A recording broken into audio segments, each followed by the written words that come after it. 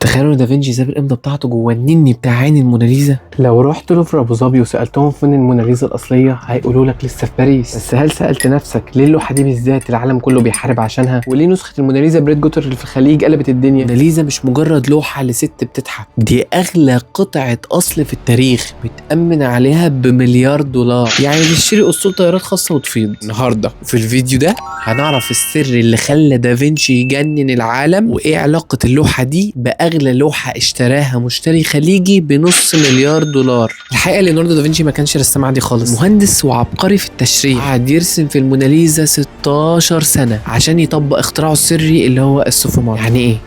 يعني الرسم بالدخان، بصيت لوشها مش هتلاقي خطوط صريحه، الالوان سايحه في بعضها بطريقه رقيقه جدا، وده اللي بيعمل الخداع البصري. بصيت في عينها تحسها بتضحك لك، ولو ركزت مع شفايفها تحس ان الضحكه دي اختفت. هي مش لوحه، هي مرايه لحالتك النفسيه، وده اللي بيخلي اي حد في العالم سواء من لندن او القاهره او دبي يقف قدام اللوحه دي مسحور. بس تعرفوا الموناليزا ما كانتش مشهوره قوي كده زمان، الشهره الحقيقيه بدات بجريمه سنه 1911، واحد ايطالي سرقها وخرج بيها في جيبه، العالم كله اتجنن والصور نزلت في كل جرايد الدنيا. امال لو كان في وقتها السوشيال ميديا كان ايه اللي جرى؟ الناس كانت بتروح المتحف عشان تروح تقف قدام الحيطه الفاضيه اللي فيها صوره اتسرقت، ومن هنا بدات الاسطوره. السرقه دي اللي خلت اي حد بيسافر باريس من الخليج او الوطن العربي اول حاجه بيقرر يعملها يروح يشوف الحرامي سرق ايه. وعشان تعرفوا ان دافنشي بيجري في عروقنا هنا، الرسام ده هو نفسه صاحب لوحه سلفادور ماندي او مخلص العالم اللي اشتراها مشتري خليجي ب 450 مليون دولار، يعني اغلى لوحه اتباعت في التاريخ. دافنشي ساب لنا الغاز مش بتخلص. عين الموناليزا في حروف مجهريه مكتوبه ال في، والعين المجرده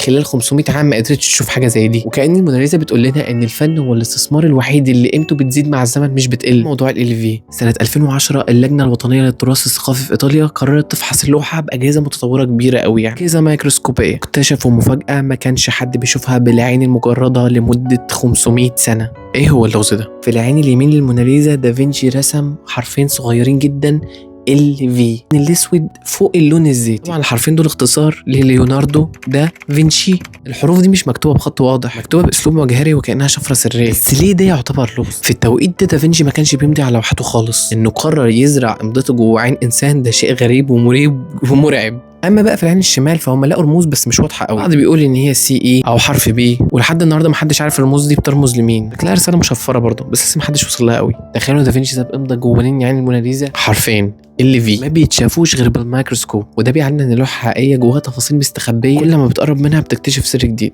وعشان كده وانا بختار اللوحات اللي بعرضها ليكم للاقتناء اهتم جدا بالتفاصيل والدقه اللي تخلي اللوحه فنيه تعيش معاك العمر كله، تفضل تكتشف جمال جديد فيها كل يوم. في النهايه الموناليزا الهمت ملايين البشر وانا واحد منهم. حبي للفن خلاني اجمع قطعه فنيه فريده. النهارده قررت اشارككم جزء من مجموعتي الخاصه المتاحه للبيع، حاجات مرسومه بحب ودقه وتليق جدا في المجالس والمكاتب الفخمه. كلها هتلاقوها في الديسكربشن. ثانيا انا عندي سؤال ليكم، المره الجايه وانت في لوفر ابو ظبي وبتخطط رحلتك الجايه لباريس بص للموناليزا بعين تانية، بص على الرسم بالدخان ودور على الحروف المستخبيه في عينها. انت بقى شايفها بتبص لك بضحكه حقيقيه ولا مخبيه سر وراها؟ اكتبوا لي في الكومنتات لو حابين نحكي قصه اللوحه اللي اتباعت بنص مليار دولار. باي باي. التفاؤل خطتك لمستقبل افضل، وما تنسوش خلي عينكم على النوادر لان عزيزي النفس ما يرضاش بغيرها.